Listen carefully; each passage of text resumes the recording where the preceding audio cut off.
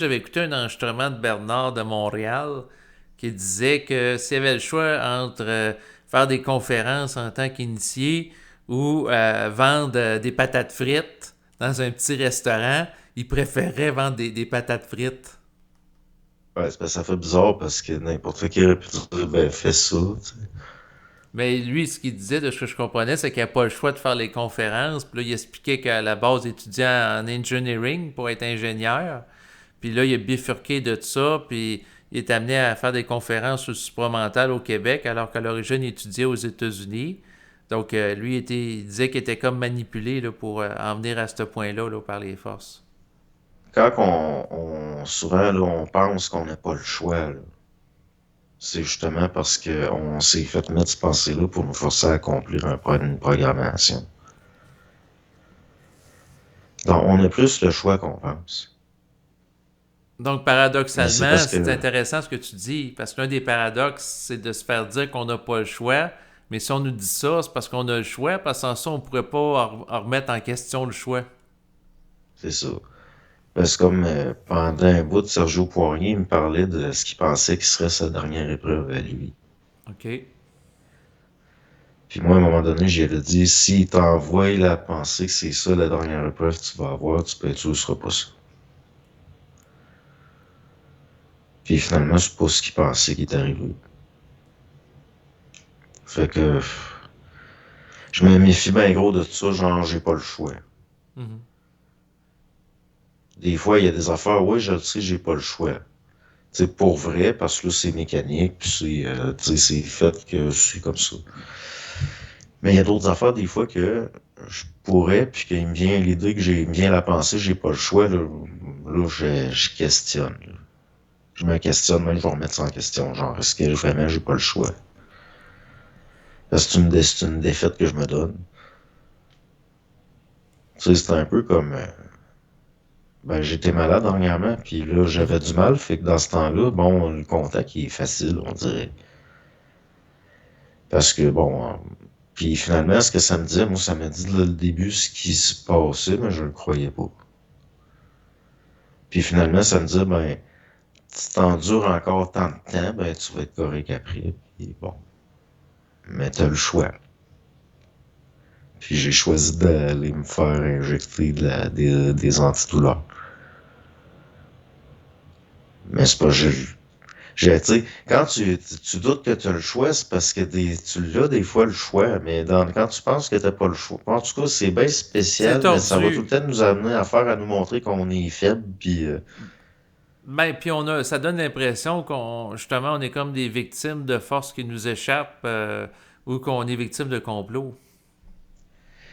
l'affaire dès qu'on est victime, des fois c'est vrai. Si au sens où tu l'observes, puis tu le vois que t'es victime, puis tu le vois, c'est même pas une pensée ou une réflexion ou une conclusion ou c'est même pas une opinion, c'est la réalité. C'est pas pareil que quelqu'un, par exemple, qui, je suis victime de ci, je suis victime de ça. Puis il est tout le temps en train de construire dans sa tête, il de remarcher ça, puis se mettre dans le rôle d'une victime. Ça, c'est un manque d'identité. C'est un manque de conscience. J'en ai vu du monde qui était pas victime à part d'eux-mêmes, puis qui se disait victime de tout. Mhm. Mais il y a du monde qui sont victimes pour vrai, puis pourtant, ils se sentent pas victimes. Ils agissent pas comme des victimes, puis à cause de ça, c'est pas des victimes. Ou ben, c'est pas des victimes longtemps. Ben, c'est parce qu'il y C'est en une a qui affaire de peuvent perception. fabuler le fait d'être victime, puis il y en a d'autres que c'est réel, puis ce qui devient subtil, c'est de faire la distinction entre les deux. Et surtout, c'est parce que des fois, le monde, ils vont dire, je suis victime, mais oui, mais pas de ce qu'ils pensent. Mhm. T'en as qui délirent puis qui pensent que leurs voisins les haïssent, puis ouais, ils sont victimes, ils sont pas victimes des voisins. Ils sont victimes de leur propre inconscience, puis de leur propre incertitude, de leur propre... Dans le fond, tu vas avoir de l'anxiété puis du stress, puis ils vont donner des formes. Ils ont besoin d'un coupable parce que psychologiquement, ils ont besoin d'être dans un monde cohérent pour se rassurer. Mhm. Faut qu'ils identifient la source du mal. Fait que là, il Dans trouve le un bouc fond, émissaire. c'est ça. Mais c'est des mécanismes psychologiques, ça. Oui, elle a survécu. Donc, quelqu'un qui va accuser, par exemple, son voisin est complotiste, Ça permet de garder son estime de soi sauve, puis de se remonter en disant moi je suis pas comme eux autres les complotistes. C'est à cause des complotistes que de la contamination que ça va mal dans le monde. Mais encore là, ça me vient un manque d'identité. Quelqu'un qui situe les choses comme ça, il n'y a pas d'identité. Il n'y a pas Dans le fond, d'identité réelle, mais lui il se donne l'identité que c'est le bon, puis l'autre c'est le méchant qui est complotiste. ben oui, mais on a été conditionné à penser comme ça, à parler comme ça. Mm. Alors qu'au fond, on est tout le temps dans le fond, souvent, on est complice du fait qu'on est victime. Tu sais, je veux dire, le monde, OK, on a été victime, nous enlever nos droits, nos libertés, gna gna gna. Pourquoi moi je me sens pas victime là-dedans? Tu sais, je trouve ça injuste, puis je trouve que les gens sont victimes de. Mhm. Mais personnellement, je me suis pas senti la victime de tout ça. Ben, c'est en fonction de chacun. Tu sais, il y a un adage qui dit tout est reçu selon la forme du récipient. Peut-être que tu es plus impersonnel que d'autres personnes. Ben, dans le fond, là, je veux dire, t'es victime si t'embarques. Oui, tu donnes Tu de sais, l'importance à ça. y a personne qui peut t'atteindre sans ta permission. Donc, si, Ben, ça dépend. Je veux dire, quelqu'un qui fait la guerre puis se fait tirer dessus, on ne demande pas la permission puis il peut être atteint puis mourir d'une balle. ben ouais, mais qu'est-ce qu'il fait là? Il s'est mis dans la trajectoire de la balle. Ben, c'est-à-dire que il y aura toujours un contexte que s'il y a la circonscription puis il est en Ukraine puis il est en âge de combattre, il va être obligé, il va se faire envoyer au front. Tu sais, mes deux grands-pères, il y avait la conscription, puis ils sont pas allés à la guerre. Mais il faut être rusé. Moi, mon grand-père, il avait été à la guerre, mais il avait été comme mécanicien pour réparer des Jeeps. Comme ça, il n'était pas exposé au front et aux atrocités. Ben oui, tu sais, il y a tout le temps une façon. Ça dépend de la vue que tu as, de comment tu vois. Mhm. C'est ça qui fait que tu vas être dans la trajectoire de la balle ou pas. C'est ça qui est décisif, qui fait que tu es une victime ou pas. Ben, c'est pour ça que moi, je regarde ça. Regarde ce qui se passe au Moyen-Orient en ce moment. Tout le monde est soit d'un bord ou de l'autre, mais il y a les gens qui sont pour la paix puis qui veulent une paix. Qui trouvent que les deux côtés n'ont pas de bon sens, puis que bon, ils Mhm. sont minoritaires, et ils vont tout le temps être minoritaires. Mhm. Je veux dire, pour faire une guerre, ça prend du monde qui dorme. Ça prend une première gang qui dort, puis après, une autre gang qui est obligée de se défendre, puis là, à force de te défendre, tu t'endors. Fait que là, ça fait une guerre que c'est comme un gros cauchemar. Mais ceux qui sont vraiment réveillés, d'habitude, ils vont pas être guerre, dans le sens que Ils ils sont pas vont quitter le polarisés territoire d'un avant. camp ou l'autre, là. Ouais, mais souvent, ils vont acculer ça, donc ils vont voir venir d'avance. Mhm. C'est pour ça que c'est l'affaire, c'est la vue que tu as. Tu sais, je veux dire, le gars qui est victime, qui reçoit une balle, ben, c'est lui qui s'est mis là. Puis si on prend l'enfant qui est situé présentement là, par rapport au conflit là, entre Israël et Hamas, donc si l'enfant il est dans la bande de Gaza, il habite proche d'un endroit où on dit qu'il y a un terroriste, puis là il joue là, puis Israël attaque le bâtiment, il envoie un missile, puis là il y a les gens qui sont à proximité, que ce soit des femmes ou des enfants, sont tués en même temps. Est-ce qu'on va dire à l'enfant qui a 5 ans qui joue dehors Non, c'est pas pareil, là. qu'il manque de vision? Ben non, c'est pas pareil, là. Là, t'as une vraie victime. Puis si C'est on, le- vraiment différent. OK. Puis si on le prend sur le plan métaphysique, André Moreau, le philosophe jovialiste, avait déclaré il n'y arrive un homme ce qui lui ressemble. Si on traduit ça par rapport à l'enfant, est-ce que la synchronicité a fait que du destin de l'enfant, c'était être au mauvais endroit, au mauvais moment, qui fait qu'il est mort dans une frappe de missile? Pas ça, on est ça des rationalisations, tant qu'à moi. OK. Tu sais, je veux dire, c'est comme ça fait partie de la philosophie de vouloir donner un sens à tout. Mais ça fait partie de la nature des choses, pas d'un sens. philosophique. C'est l'être humain qui est en quête de sens. Mais le monde, lui, ça va au-delà de ça. C'est une affaire de nature et de mécanique. Parce qu'il dit aussi, il n'y a aucune injustice sur Terre. Mhm. Bon, ben, il y en a de l'injustice. Il y en a beaucoup. Mais on peut pas dire qu'il y en a pas. Dans le sens que tout serait... non, non. Lui-même, il était... en tout cas, tu sais, je veux dire, on a tout... Il nous arrive toutes des...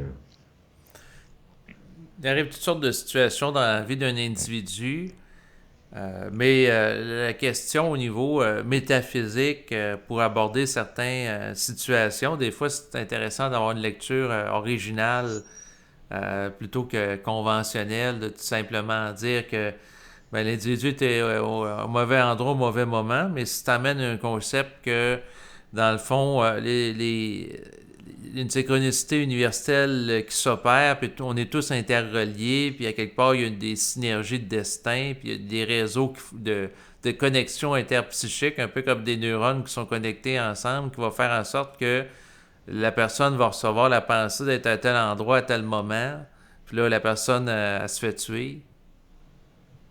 Ouais. Ben, là, moi, je trouve qu'on se casse la tête. Parce que c'est des affaires que, tu sais, dans le fond, je le sais pas, puis je m'en fous. Dans le sens que, tu sais, je veux dire, on peut... Que Oui, je comprends ce que ça, tu veux dire. moi, je peux rien faire, dans le fond, avec des affaires de même. C'est ça, Ben, tout mais ce qui a rapport avec la philosophie en général. Puis pourtant, la philosophie, c'est supposé être l'amour de la sagesse, puis la sagesse, c'est bien vivre sa vie. mhm. Tu sais, moi, donner un sens à la mort des enfants, ça changera rien à ma vie parce que c'est pas réel. Dans le sens, n'importe quel sens que je peux donner, l'intellectualisation que je peux faire dans mon analyse des affaires, puis ça change rien au réel en lui-même. Non, je comprends. Ça amènera pas, ça va pas ressusciter l'enfant, ça le ramènera pas à la vie. Il est mort, il est mort. Par contre, dans la Hein? tête des parents que l'enfant il est mort, si les parents adhèrent à la croyance parce que l'enfant n'a pas été fin dans une autre vie, puis là c'est le karma qui est liquidé, peut-être qu'ils vont dire ouf, ça va créer un rééquilibrage énergétique. C'est une façon de... C'est là qu'on voit que l'être humain il est psychologique puis qu'il est faible parce que il a besoin de faire des tours de passe-passe psychologiques pour désalourdir des affaires puis les justifier. On voit ça dans bien des cultures. Souvent, un enfant va mourir, puis là, c'est la volonté de Dieu. Mhm. Tu sais, ça s'appelle l'altruisme. Dans le sens que, bien évidemment, dans le sens que tu me sors quelque chose qui est omniscient puis omnipotent, puis tu me dis, ah, c'est à cause, puis qui englobe tout, tu dis, ah, c'est à cause de, ben oui, ça change quoi, là? Non, c'est sûr que ça ne ramènera pas l'enfant, par exemple, qui est décédé à Ben, la c'est pour vie. des raisons psychologiques. Mm. C'est pour se décharger. Tu sais, c'est un peu ça, là. C'est une façon de décharger un trop-plein. Parce que justement, au niveau psychologique, ça fait des congestions. Parce que, tu sais, tu viens que tu te dis, je comprends pas pourquoi, puis pourquoi. Tu sais, quand quelqu'un est rendu à pleurer, il va dire pourquoi. Ça, c'est parce que le réel, c'est pas psychologique, là. Mhm. Il y a une congestion. L'émotion, puis c'est pas l'intellect qui va gérer ça. Fait que, mais il y a quand même une tentative de pourquoi. Mais ça exprime tout, ça. Ça exprime à quel point l'être humain veut rationaliser quelque chose qui est pas fait pour être rationalisé par son intellect. Mais est-ce que tu dirais que c'est mieux d'être vécu d'une manière brutale et directe dans le sens que la personne constate l'enfant est mort, un peu comme le Doc Mayhew, la personne est morte, c'est fini, oubliez ça, les affaires de spiritualité, de karma, d'ange, puis non, non, l'enfant ne devient Voilà. pas un petit ange après, là, il est décédé, il est dans le néant. Ben là, c'est pas, je trouve c'est aussi, ben, il peut pas être dans le nez. La notion de néant fait qu'il peut pas être dans le nez. Ben, je veux dire, il est plus. Dans le sens, il va dire, Ouais, c'est ça. quand il est mort, c'est fini. Il dit, lâchez-moi que la vie après la mort, puis que ça devient des petits anges, des Ben enfants qui là, sont parce morts. que là, à ce niveau-là, ça, c'est aussi stupide, je trouve. Parce, tu sais, selon les lois, Mhm. puis là, c'est des lois naturelles, puis bon, l'énergie, ça disparaît pas, ça se transfère.